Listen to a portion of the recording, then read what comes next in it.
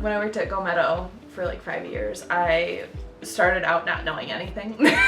Like I literally couldn't take care of a cactus if you got me a cactus. So I was in charge of stocking, watering, fertilizing, planting, something called deadheading. Deadheading is where you take all like the dead leaves, dead flowers off and make it look nice and pretty again.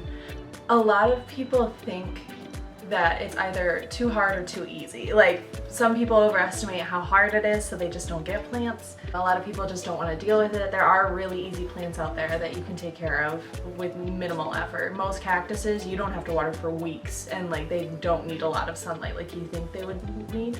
And other people who are on the other end of the spectrum who think it's like super easy to take care of plants and they can do whatever, that's the people that have the most dead plants in their house and are constantly coming back into the greenhouse and going, this one was defective.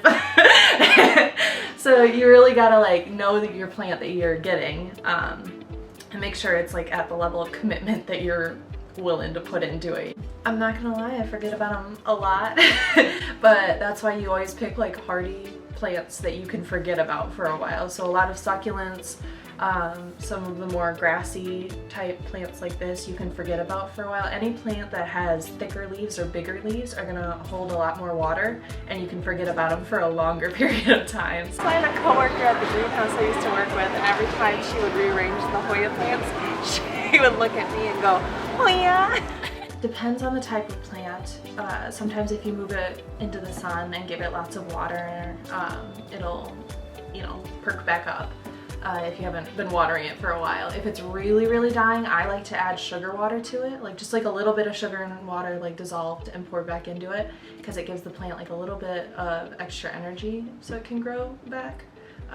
Definitely make sure that you're picking all the dead leaves off of it or the dying leaves off of it, and leave as much as you can, but don't let the plant put all of its energy into reviving some dead leaf, you know, like get that off there and then it can focus on growing new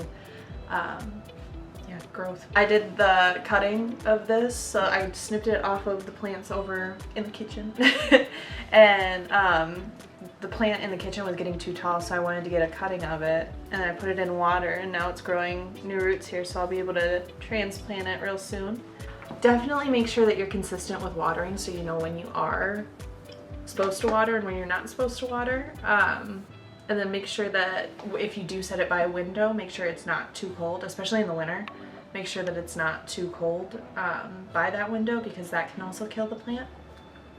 And yeah, make sure it's just getting enough sunlight. If it starts to turn brown, immediately move it closer to sunlight or water it, because once it starts turning brown, then it's a downhill slope. You're just gonna lose it.